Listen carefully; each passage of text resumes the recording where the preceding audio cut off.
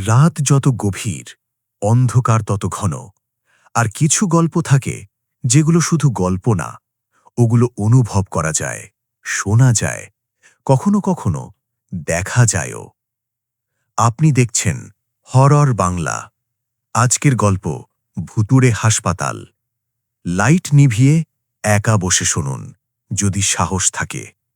রাত প্রায় 1টা বাজে। রাস্তা পুরো ফাঁকা। চারদিকে এমন নীরবতা, নিজের নিঃশ্বাসের শব্দও পরিষ্কার শোনা যায়।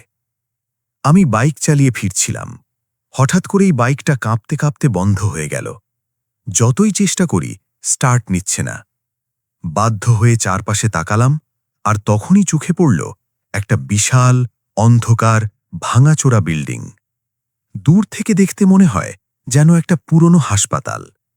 গা শিরশির করে উঠল, কারণ জায়গাটা আমি আগে দেখেছি আর শুনেছি এটা বহু বছর আগে বন্ধ হয়ে গেছে। লোকজন বলে এখানে কেউ আসে না, আর যারা এসেছে তারা নাকি আর ফিরে যায়নি। কিন্তু তখন আমার আর কোনো উপায় ছিল না। আমি ধীরে ধীরে বাইকটা ঠেলে হাসপাতালের গেটের সামনে গেলাম। গেটটা অদ্ভুতভাবে আধখোলা ছিল, যেন কেউ আমার জন্যেই অপেক্ষা করছিল। ভেতরে ঢুকতেই একটা ঠান্ডা বাতাস গায়ে লাগল।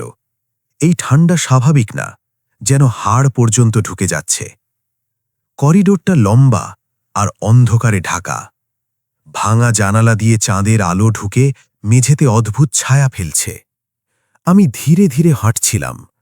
হঠাৎ মনে হল আমার পায়ের শব্দের সাথে আর একটা শব্দ মিশে যাচ্ছে, মানে আমার সাথে কেউ হাঁটছে। আমি থেমে গেলাম। শব্দটাও থেমে গেল। আবার হাঁটা শুরু করতেই আবার সেই শব্দ।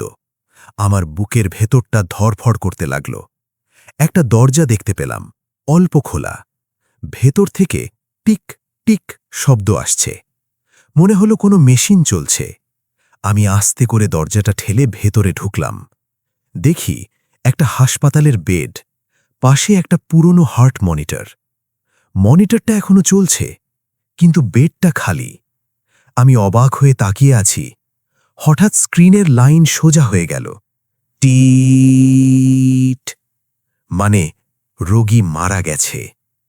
আমার শরীর ঠান্ডা হয়ে গেল। ঠিক তখনই আমার কানের পাশে কেউ খুব ধীরে বলল, তুমি দেরি করে ফেলেছ। আমি চমকে উঠে পিছনে তাকালাম, কেউ নেই। হঠাৎ করেই করিডোরের সব লাইট একে একে জ্বলে উঠতে লাগল। Tick tick tick. পুরো জায়গাটা যেন হঠাৎ জীবন্ত হয়ে উঠল। দূরে কয়েকটা ছায়া নড়তে দেখলাম। আমি ভালো করে তাকিয়ে দেখি কিছু মানুষ হাঁটছে, কিন্তু তাদের পা মাটিতে লাগছে না।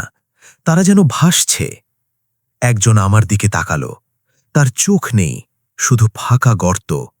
ভয়ে আমি দৌড়ে একটা রুমে ঢুকে দরজা বন্ধ করলাম। দরজায় লেখা অপারেশন থিয়েটার। ভেতরে অন্ধকার। হঠাৎ আলো জ্বলে উঠল। আমি যা দেখলাম তাতে আমার গা কাঁপতে লাগল। একটা অপারেশন টেবিলে একজন মানুষ শুয়ে আছে। চারপাশে কয়েকজন ডাক্তার দাঁড়িয়ে। তারা ধীরে ধীরে অপারেশন শুরু করল, কিন্তু কোনো শব্দ নেই, কোনো রক্ত নেই। সবকিছু যেন অস্বাভাবিকভাবে নিঃশব্দ। হঠাৎ একজন ডাক্তার আমার দিকে তাকালো। তার মুখটা পুরো কালো। কোনো চোখ নেই, কোনো নাক নেই, শুধু অন্ধকার। সে হাত তুলে আমাকে ইশারা করল। তারপর ধীরে ধীরে বলল, পরের রোগী তুমি। আমি আর 1 সেকেন্ডও দাঁড়াইনি। দৌড় দিতে শুরু করলাম। করিডোর দিয়ে দৌড়াতে দৌড়াতে দেখি চারপাশে সব দরজা খুলে যাচ্ছে। ভেতর থেকে ভয়ঙ্কর সব রোগী বের হয়ে আসছে। কারোর মুখ ছিঁড়ে গেছে, কারোর হাত নেই, কারোর পুরো শরীর রক্তে ভেজা। তারা সবাই একসাথে বলছে, থাকো, আমাদের সাথে থাকো। আমি দৌড়াচ্ছি, কিন্তু করিডোরটা যেন আর শেষই হচ্ছে না। হঠাৎ সামনে একটা বড় আয়না পড়ল। আমি থেমে নিজের দিকে তাকালাম, আর যা দেখলাম, আমি সেখানে নেই। তার জায়গায় অপারেশন টেবিলে শুয়ে থাকা সেই মানুষটা। আমার মাথা ঘুরতে লাগল। হঠাৎ সব মনে পড়ল। আমি বাইক চালিয়ে আসছিলাম। একটা ট্রাক হঠাৎ সামনে চলে এসেছিল। তারপর একটা প্রচণ্ড শব্দ। তারপর কিছুই মনে নেই। মানে আমি তখনই মারা গেছি। এই হাসপাতাল জীবিতদের জন্যে না, এটা মৃতদের জায়গা। হঠাৎ পেছন থেকে ঠান্ডা একটা হাত আমার কাঁধে পড়ল। আমি ধীরে ধীরে ঘুরে তাকালাম। একজন নার্স দাঁড়িয়ে আছে। তার চোখ দুটো পুরো কালো, মুখে অদ্ভুত হাসি। সে বলল, এখানে যারা আসে তারা আর কখনো যায় না। তারপর চারপাশের সব ছায়া আমাকে ঘিরে ধরল। আমি চিৎকার করতে চাইলাম, কিন্তু কোনো শব্দ বের হলো না। সব অন্ধকার হয়ে গেল। আপনি কি এখনো নিশ্চিত আপনি একাই এই গল্পটা শুনলেন? হয়তো আপনার আশেপাশেও কেউ আছে যে আপনার দিকে তাকিয়ে আছে, কিন্তু আপনি তাকে দেখতে পাচ্ছেন না।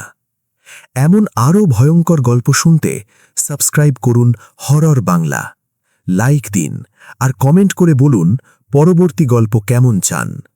পরবর্তী অন্ধকার গল্পে আবার দেখা হবে। ততক্ষণ পর্যন্ত সাবধানে থাকুন, কারণ অন্ধকার কখনো একা থাকে না।